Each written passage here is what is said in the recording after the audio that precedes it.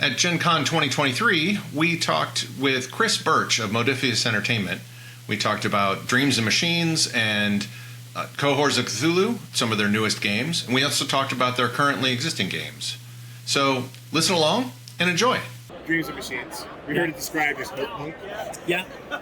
So what can you tell us about it? I mean, it's a feel-good, post-apocalyptic sci-fi adventure. I love post-apocalypse films, TV, and I grew up on the Gonzo Gamma World and I love Metamorphosis Alpha, if you remember that. Yep.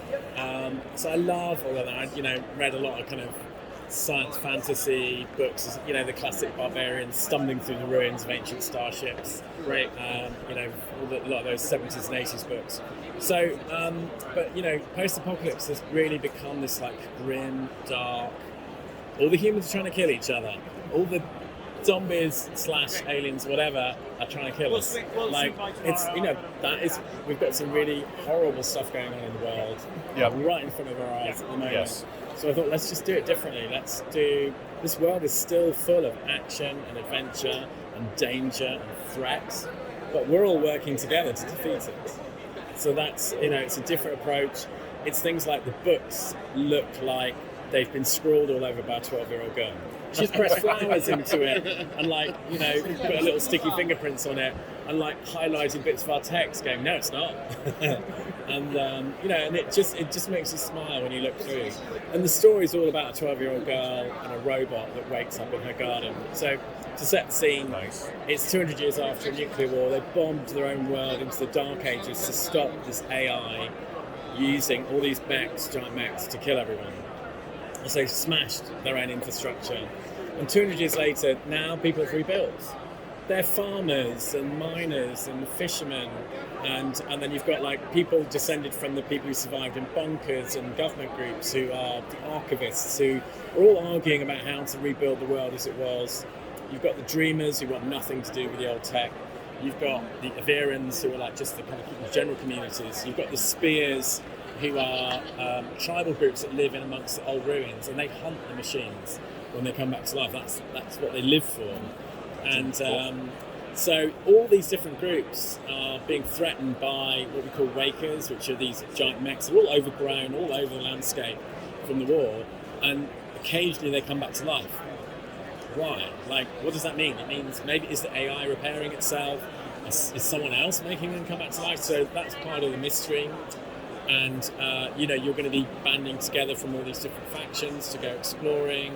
You're going to be going into ruins with 10-mile-high towers, with flickering lights and what we call nanograms, which are like holograms that with force feedback that can push you around. Gotcha.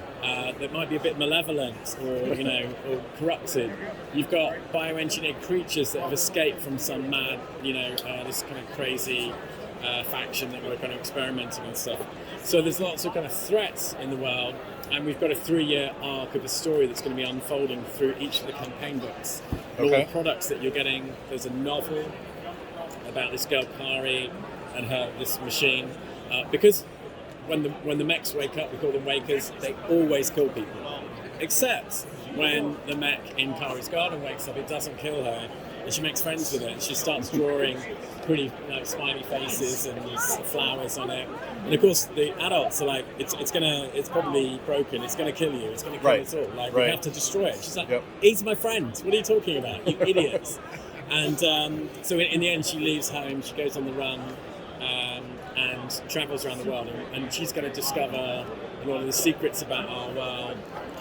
We're going to learn about the world through her eyes, through what she goes through, having to cope on her own and grow up with this machine as a friend.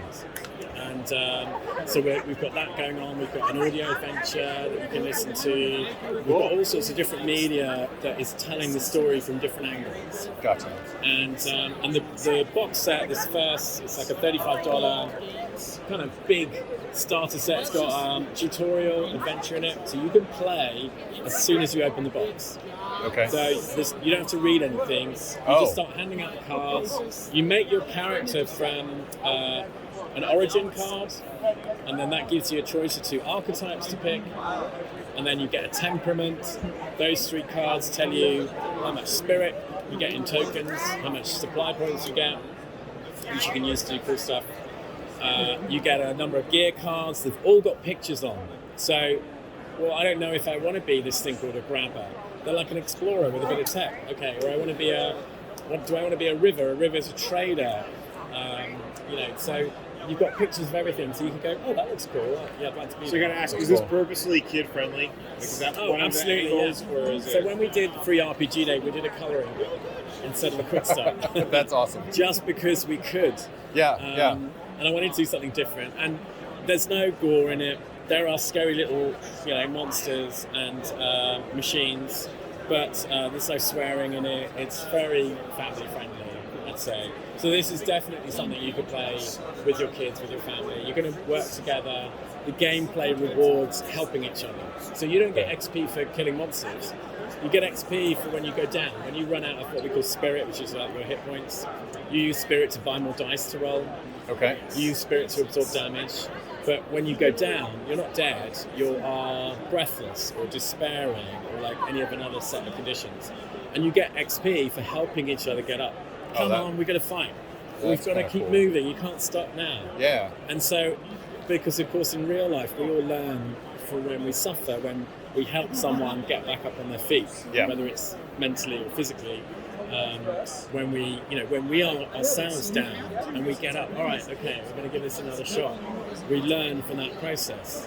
We also have like life goals. We've got short-term goals. Maybe it's like, I want to meet someone and settle down. I don't want to be hunting machines with you losers. So you get a massive boost of XP when you hit a life goal, your short-term goals, like find some money, enough money to buy a farm, find a partner. Okay, cool. Okay. And then you retire. Oh, okay. So is it like a generational, yeah, character to character? So the idea is, so when you retire, you get half the XP from your character to spend on you unlock a very, very powerful archetype that isn't available to anyone at character creation. Okay. So you get to choose. We have things like sentinels, who are samurai-like warriors who everyone gives them all the most powerful gear. So they've got powerful bits of old, power armor and plasma weapons and things like that, and they go around hunting the machines. You've got other types of characters. So you get to choose one of those first, and your old character becomes one of the community members that you can go to for help. They give you one of their cool pieces of gear, maybe. That's really cool. And every so often you can call on them for help. Nice. So you are now building up a community of characters that you care about, and they're now why you want to defend your settlement, because there's Uncle Chris and Julie and all the people we've played over the course of our campaign.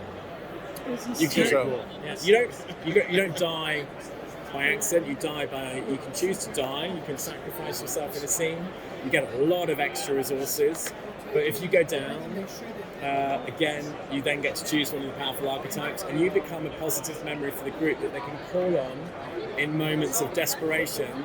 So wait a minute, like Chris sacrificed himself for this. We've got to keep fighting. Right. You get a mechanical boost. That's cool. So again, it's always about loss. Always has a silver lining. We always can find something meaningful when we lose or fail. So after the box set, the starter box set, what comes next? So we've got a player's guide and games master guide with the full rules. We've got a GM screen. We've got a dice set, and then we've got the first of our big campaigns in the new year. So there's a whole campaign in this that you can play. There's a quick start with an adventure. The Games Master book has got an adventure, all linked. Mm-hmm. So you can play the whole story through or play them as one-off. Then the big campaign book adds a load of new character options, a load of new creatures, gear, and it has a whole campaign story to play through. And then we're going to have another campaign book, and that will unlock another big faction and another big faction. Very cool. Okay. So I got to ask, you were talking about it's different kind of multimodal in terms of you have a novel, you've got the audio adventure. Yeah. What are you doing in terms of online? So during the pandemic, obviously, a lot of us went online. Are you doing anything special on that? Yeah, so we're going to be working with all the usual suspects to support VTTs, because that's a key thing. We're trying to provide lots more tools to make it easier to play together. And like I said, a lot of this was about breaking down barriers, just get people playing really fast. Gotcha. Streaming games so we can show people how to play, rules, videos, and also a lot of the things with the new IP, it's quite hard to get across the world to all the players.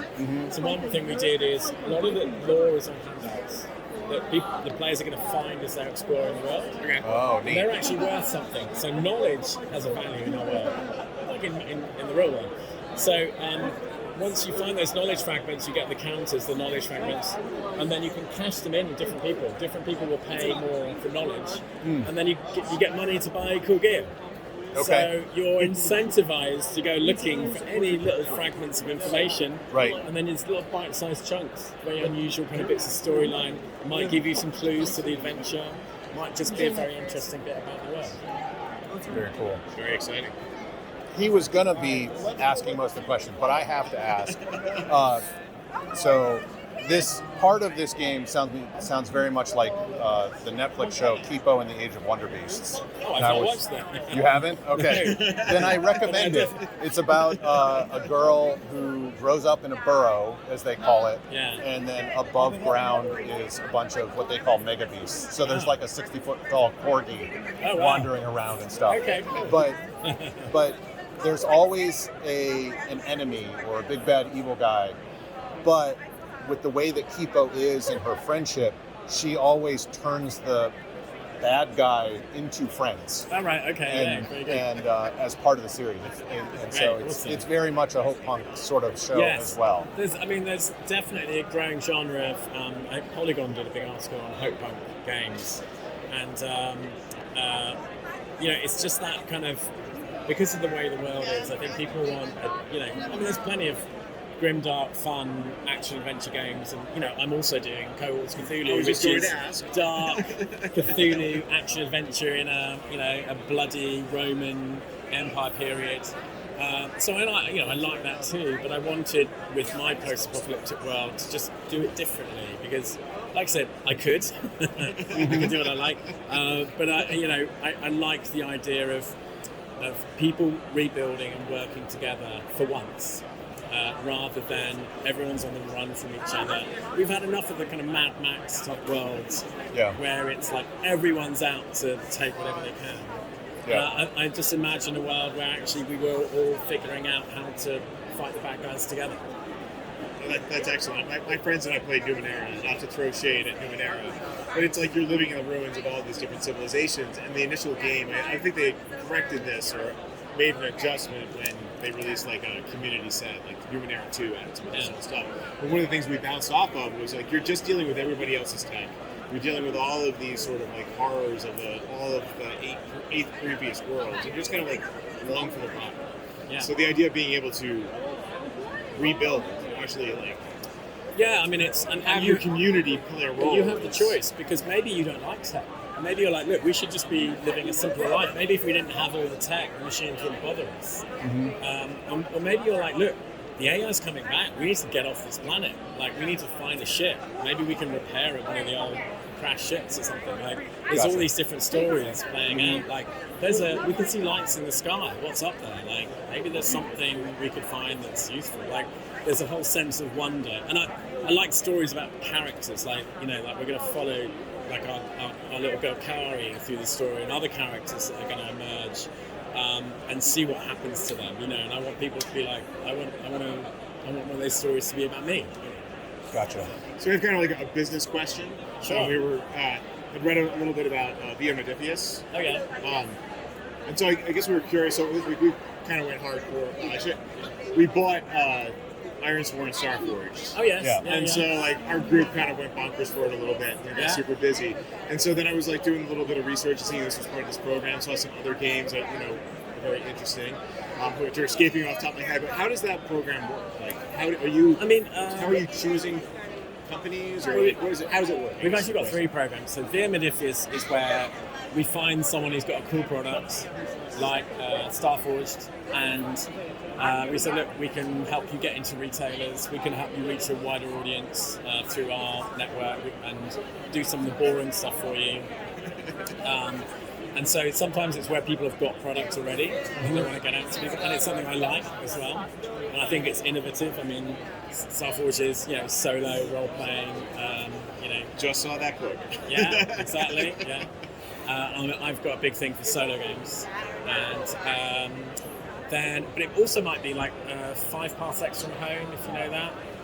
I discovered on Drive-Thru RPG probably about 4 years ago. And it was really like a Word document that had been saved as a PDF. It was a great game, big community. And I said to Ivan, the creator, why don't let's create a new edition, like with beautiful artwork and layout, and get it in front of lots of people, get it out into stores, because this is such a great game. It needs to be seen by more people. So then we got kind of more involved as a publisher. We commissioned the art, we paid for all the redesign and the printing. And then, so that's we're more involved in that way. And there's like a scale between the two of whatever needs doing. Right. Sometimes they just need a bit of help with layout. Sometimes they need everything doing. But then we also have the World Builders program on Drive-Thru, which is a bit like the DM's Guild, where people can create content using our 2D20 system. Okay. And we support them with PR and promotion, art packs. They can create for Acting Cthulhu. Dreams and Machines will be part of the Creators Program as well. World Builders. Cohorts Cthulhu will be part of World Builders as well, so people will be able to create official community adventures and stats. And then we also have a licensing program, which is where someone who's a bit more professional, who's wants to get something onto a Kickstarter or into shops, they come to us and they can license our 2D20 system.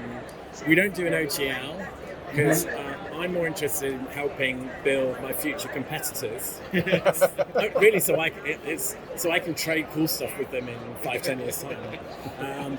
But I want to help build entrepreneurs. Okay. I don't want to. There's plenty of other people with great OGLs. I don't need to make another OGL. Right. What I want to do is create a system where, yes, they're going to pay. They pay 5% of their net receipts on supplements. They pay 10% on the core book. We help them with the system design. We announce them. We promote them. We give them some PR. And we give them some, if they need it, we give them some help in terms of budgeting. But sometimes it's little creators who already know what they're doing, and they're like, hey, I want to use the 2D20 system for my big new project. Right. So we've got various, depending on how professional you are, or you just want to stick something out for fun, we'll help you create. I like encouraging people to get creative and become entrepreneurs who can make games and make some money out of it. That's awesome. Very cool. Other questions? Not necessarily for the interview, but I did want to bring up, like I saw this come out, I read about it, and you just going into it more, just a lot of different pieces remind me of some of the things I was shooting for with a home game that I've tentatively called Dyson Fall. The idea was some time ago, humanity created a Dyson swarm of exo structures, and most of humanity left Earth. And so the story is now who's left, right? And they're rebuilding and discovering arcologies and old AIs, old factories, cool. etc. And one of the other things was one of the main things was building a community. So I'm very interested in seeing how it's done here, because I wasn't sure how to do it effectively where the players would be interested in using it. So, I mean, in the core products, we don't have community building rules. It's more the fact that as you create characters and then retire them, they're going to be, because you made that character, you know that character, they become. Because it's one thing you're in a community I don't know who they are, but you grew up here, so you don't care. Yeah, so if you start to have all these characters around you that you played, you know who they are. It's like you grew up with them. It's not a mechanical incentive. Yeah. It's an emotional incentive. No, we do have. I mean, Cohorts Cthulhu has settlement building rules. We're going to be over time adding how do you build a settlement? Now you're making all this money and you've got all these characters. Do you build some defenses? What happens when are the things, are you going to put more technology in there or not? Right. So we'll start to explore that over time. Okay. Yeah, I think that's an interesting area to explore. Just it always seemed like in Dungeons and Dragons, you would always get to the point where you could have your keep, and then you retire, and then you never. No one does though. Right? Yeah. They keep adventuring, So Cool. Are we Is there through anything- our main I questions? think so. Okay. In the time we have, is there anything else you'd like to add? Always my we can last talk a question. bit about Cohorts Cthulhu. Oh yeah, please. Yeah. So Cohorts Cthulhu is the other IP I've been working on. It shows how hardworking our team are because they give me the ability to get back to creating. Our last IP was Acts of Cthulhu that we started the company with 10 years ago. Actually, 13 years ago. And Goes faster than you it does, expect. yeah, it does. Cohorts Cthulhu is a prequel to Acton Cthulhu. It's the same universe, same creatures, same gods. We've got this long-running plot over several million years. We've got this character called Moren, who's a bit of a Gandalf-like character. But in Cohorts Cthulhu, it's set on the Germanic frontier, which is like the kind of, if you play D&D, keep on the Borderlands. Right. Imagine they've just got Roman armour on. This is the archetypal frontier town, Okay. middle of nowhere. There's, barbaric tribes in the woods. There's ancient ruins, lost Roman forts, strange creatures, ancient gods, and the Romans and the Germanic tribes have got to figure out, kind of overcome their differences to work together to defeat this sort of like the forces of Cthulhu. Well, the kind of these sort of Cthulhu mythos cults that are building up. And there's a big plot that's growing, and all sorts of other subplots and lots of fun stuff. And you've got all sorts of interesting, diverse characters. You've got, like Greek philosophers. You've got, explorers. You've got agents from maybe Egypt, hunting cults. You've got bestiaries, like beast tamers, gladiators, senators.